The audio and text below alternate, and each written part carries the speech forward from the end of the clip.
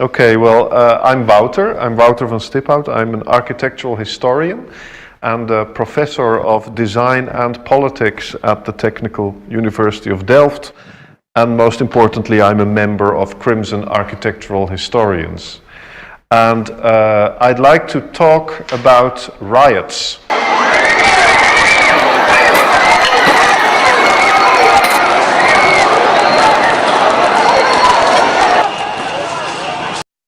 Why riots? Why would an architectural historian be interested in riots? And even more specifically, the question that I'm asking is, are architects to blame for riots? Which could seem like a completely far-fetched, even paranoid question. So what has the design of buildings or urban spaces have to do with tens of thousands of people who emerge from their houses and start looting and burning their neighborhood stores and fighting with policemen and setting cars on fire? The interesting thing is this is not a question that originates with me. It's not a question that I'm the first one who asked. It's not even a question that originates with the most far reaches of architectural theory or even of radical Marxist urban critique. This is a question that was posed in a very serious way.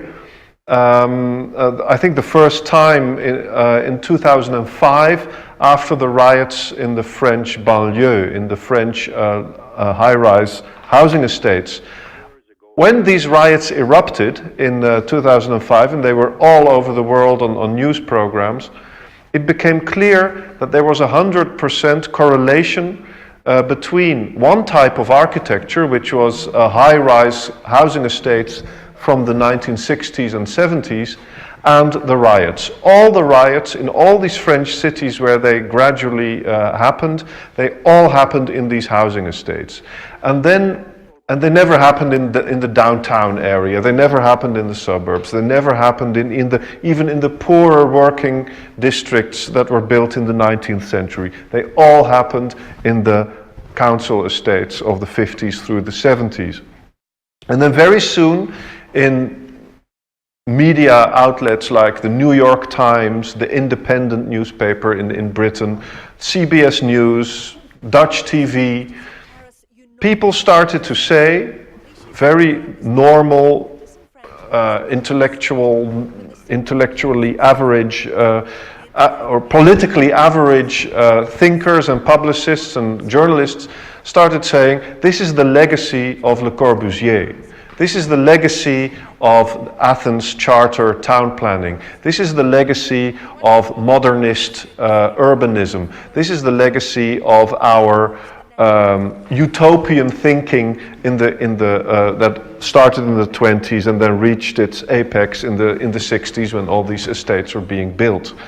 So the architect, this one architect who had been dead then for 40 years, was being blamed for one of the worst and most unexpected outbursts of aggression and of destruction we'd ever seen. And then I started to think about that. This is an incredibly strange thing that architecture is getting blamed for this. Architecture that still sees itself or as a cultural thing, something that adds cultural value, adds cultural meaning to the world. So in that sense is, well, innocent. It is something that just brings good things in small but very specific amounts to the world. Or architecture is something that operates completely out of good intentions, that is always there for the good of the world, for the public interest, etc. So how can it be that all of a sudden architecture gets blamed for these social ills? Now, architects were very fast at denying all the blame, at washing their hands completely clean of it and saying, this is ridiculous, you cannot blame the architecture for social ills. You cannot do that. Architecture, it's just the backdrop. Architecture, it's just the physical context. But the real problem is unemployment, poverty, inequality, discrimination, alienation, etc. The whole row economic backwardness that could lead to the riots. And that response I found unappealing and unconvincing.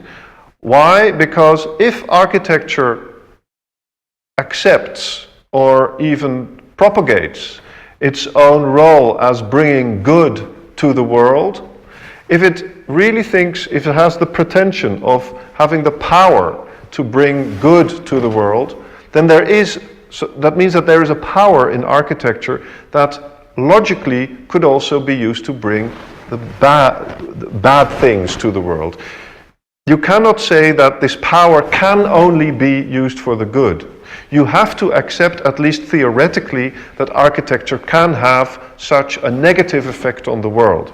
It's like a knife. A knife that you can cut bread with is also a knife that you can kill someone with.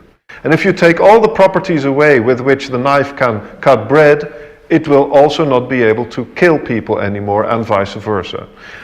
So I wanted to go deeper into that question. I wanted to know, how is it that architecture could be blamed, theoretically, for riots? And of course there was this problem of the 100% correlation.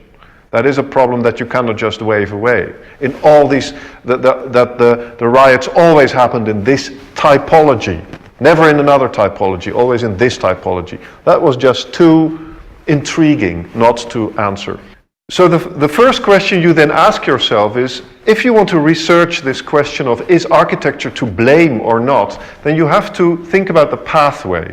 The pathway from architecture to the social ills. How does that work? How does it precisely then, how does this effect materialize itself? And so then a research project started in which we tried to look at a number of riots in relatively recent urban history that all followed the same type of pathway. And the type of riots that we were looking at, they were not the Occupy riots, they were not the Arab Spring. These are really consciously planned, politically motivated uprisings where the violence does not come from the protesters but comes often from the police. So this is not the kind of riots or uprisings that we were looking at. We were looking at these riots that come where people more or less destroy their own neighborhoods. This kind of blind, feral violence.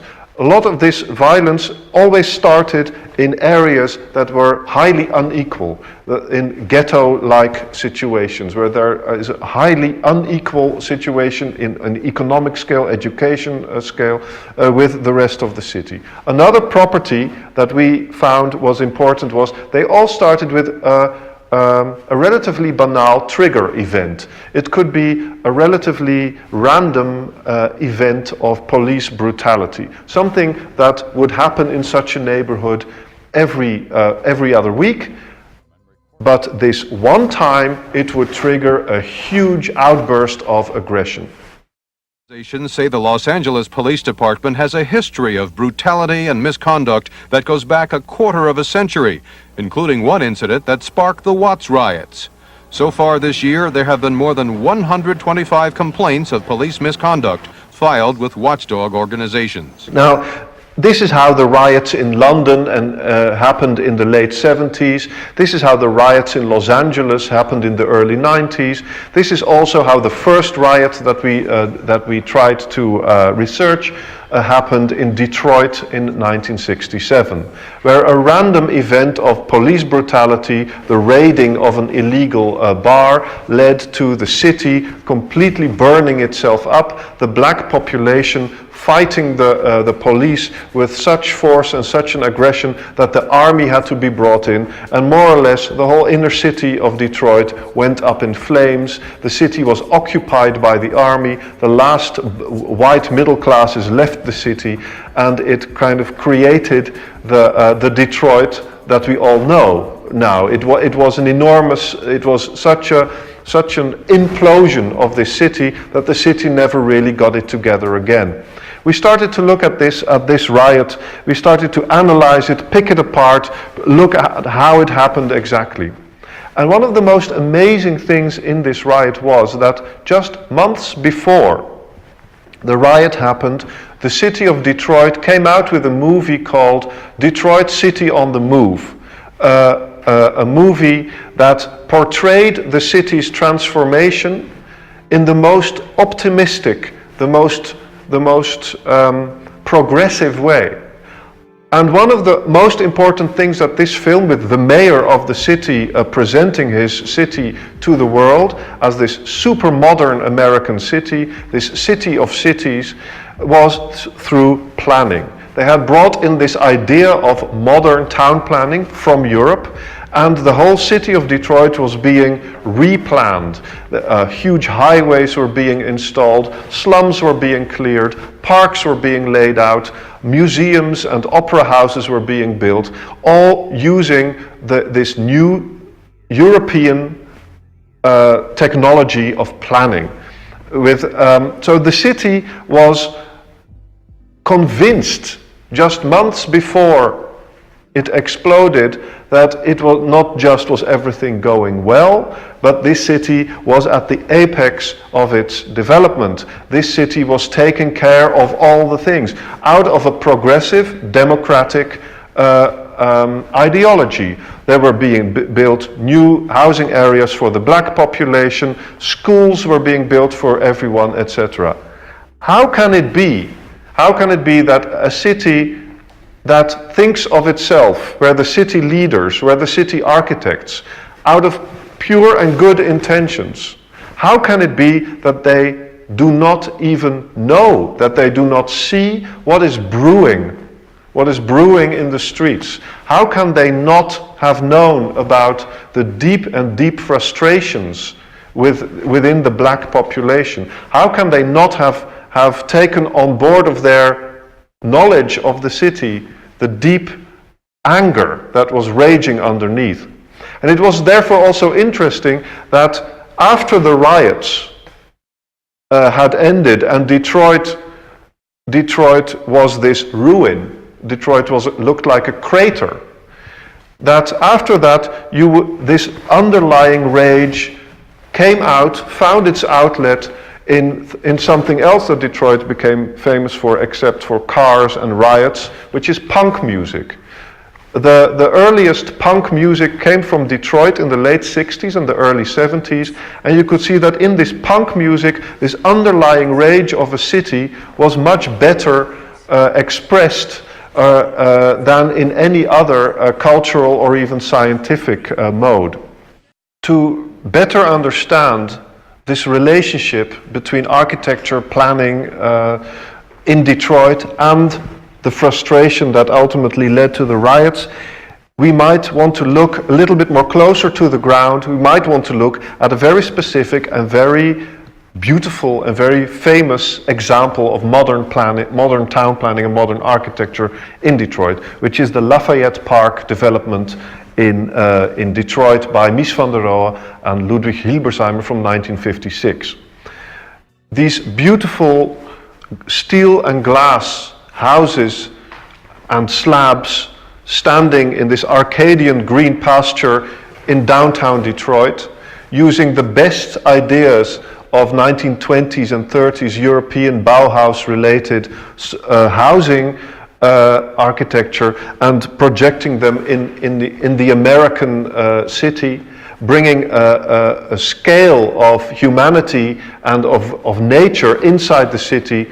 How can this possibly have a relationship that would ultimately lead to riots? Does this architecture cause riots? Of course it does not. Because if you go to this area, you will see little children playing in the grass, the houses open into the park. You will see a wonder of human scale architecture that exudes, that absolutely has a charisma of good intentions, of the best possibilities of modern architecture in the 20th century. So of course this architecture does not lead to riots, it cannot. But if we look at this architecture in a different way, this project by Mies van der Rohe and Hilberseimer was just the last step in a process of town planning that was much bigger and much longer. It started with the demolition of an entire slum area called Black Bottom, which was an area, a very important area for the black population of inner city Detroit. This was an area that was part of what they called the Black Renaissance. This was an area filled with recording studios, theaters, and many very poor housing complexes and shacks. Basically, this was an area that even if there was poverty, it was an area with a very strong cultural local identity. This area was, again, with the best possible intentions that had to do with hygiene and safety. It was cleared. It was turned partly into a park and partly into a freeway that ran through it. And then, to top it all off, this space was used to make one of the most progressive and most beautiful housing complexes that America still knows, and which is a monument. So, is the architecture to blame for that? Then that question needs to be answered in a different way. The architecture as design is maybe not to blame for that, but architecture has played a role, a very important role, in a process of town planning, in a process of the creation of a tabula rasa on which this beautiful dream could be realized. And if you look in that sense, what happened in Detroit was not so different as what was happening in many American cities at the same time, many inner cities in the late 60s, where after 10 or 20 years of urban renewal, it became obvious, especially with a much more politicized black population, it became obvious that the black population did not accept the good intentions of the town planning. They did not see them as good intentions. There was a slogan used by militant black activists that said, "Urban renewal is nigger removal." Urban renewal was seen by the people who actually had to undergo it as something that happened to them. They did not accept the good intentions of the planners that had to do with equality, democracy, education, hygiene. They saw it as moving them out so that the white people could come in. There was, whether it is correct or not, a deep-seated paranoia and even superstition about the intentions of the white planners, while the white planners themselves, more often than not, operated honestly out of good intention. At a certain meeting in New York, where the master plan for New York was being presented, a wonderful example of progressive town planning for the American city, there were Black Panther activists who stood up and started to chant, "Damn the master's plan." So not damn the master plan, damn the master's plan. Because for the black community, the master is a word that goes back to the times of slavery, where it is always the white master who thinks up all kinds of crazy ideas, all kinds of cruel ideas to boss the black people around. So immediately, by using this completely different signifier, the good intentions of modernist town planning were turned on their head and were understood and were represented as a tool of racist oppression. Architecture is therefore, I think, also partly to blame for the frustration that led to the riots, because it has not made its own intentions clear or has not created a dialogue around them. So this is a hypothesis. The hypothesis is architecture is to blame for the riots, yes. Surely it's not the only party who is to blame for it. Architecture carries part of the blame because of the process it is involved in and because of its the fact that it is being so dramatically misunderstood by the people that it actually affects. So let us take this hypothesis 40 years in the future to France, where this whole question started. If we look at the riots in the French banlieue, were they actually caused by the Le Corbusier-inspired high-rise typology? I would say no. But but the deep frustration that had existed for decades in these banlieues before the riots broke out on the scale that they actually did in 2005, there is, however, a cause that lies with planning. What we could see, for example, is that when these estates were built, and they were finished, early 70s, for example, already one or maybe 1.5 generations of French young families had lived there. They had brought their children to school there. They had lived normal and happy lives there that were a huge contrast with the awful conditions of housing in France before these high-rises were being built. So the first 10, 15 years, everything was fine. These people could lead a life of much higher quality, of much more luxury, of much more possibility than they could before.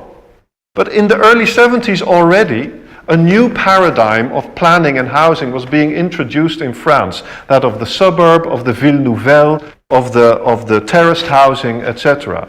So the new generation of young families, they said, oh, we're moving to the suburbs, we're moving to the ville nouvelles. And all of a sudden, the people who, the banlieue, were being deserted by the middle-class families who lived there, and they were being repopulated by a much more poor class of immigrants that was then flowing into France. What you saw happening in France was that even with all those good intentions of bringing diversity to these areas, what was forgotten, maybe, or what was not possible within the French planning or architecture system, who knows, is that this same is the basic distrust that had been breeding on the ground in these areas against plans that came from the government to change these areas. And also, but it was not just a matter of distrust or the mistrusting of good intentions. Also, hundreds and thousands of people also physically needed to move. They needed to move out of their houses.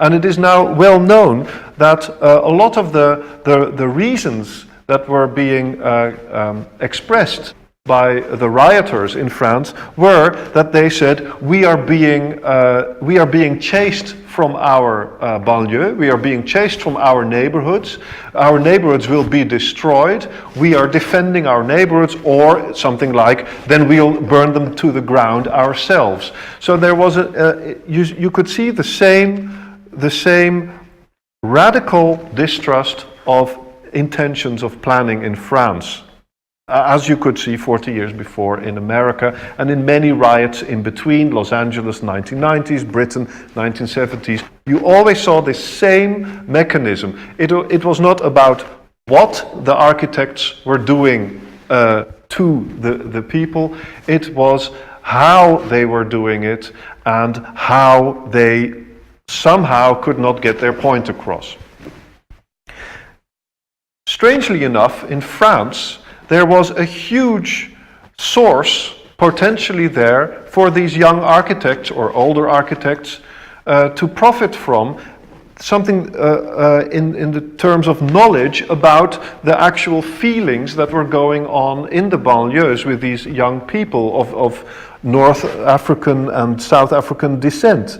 There were fantastic films being made, there was fantastic rap music being made, and one of the things that you could see in this rap music and these films was exactly this struggle of these areas that somehow had become areas of huge inequality, areas of huge ghettoification, areas of huge poverty and unemployment, that these people who lived there, these young men and women who lived there, that they were French only in name. And they tried to be, there was a huge frustration about them trying to belong to the French society. They even took on board symbols of the French Revolution. They took on board symbols of French culture, and they tried to harmonize that with their feelings of alienation, with the feeling that they had that the real French, the white French, saw them as a danger.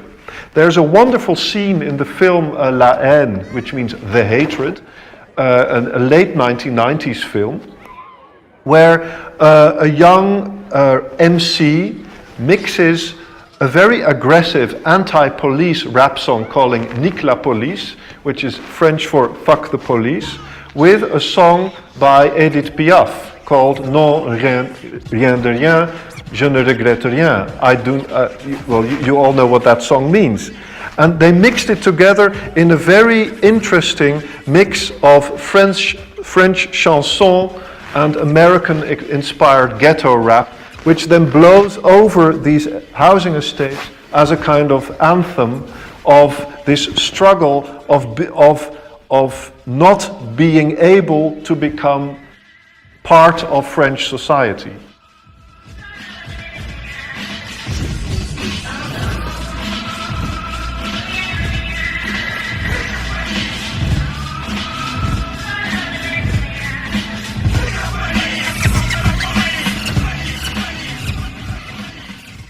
So what we could see in France, what we can see what we could see in Detroit, what we could see in London in the 1970s, in California in the 1990s, is a well-documented image, even through pop culture, of large parts of the population that do not feel included in any political debate at all, in any debate about their cities. They do not feel included in decisions being made about the cities and the neighborhoods in which they live. In the most recent metropolitan riots, the ones in London in the summer of 2011.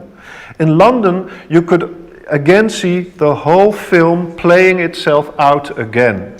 You could see a population that lived in the poor parts of Hackney, Tottenham, etc. in London, extremely unequal areas where you have very rich people and very poor people living very close to each other, and where all of a sudden it burst out into violence, where in the poorer parts of town these neighborhoods self-destructed, more or less.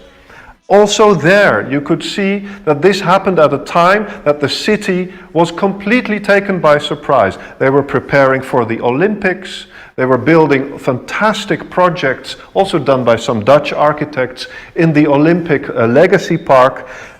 The mayor, all the planners, all the architects thought, how can this happen?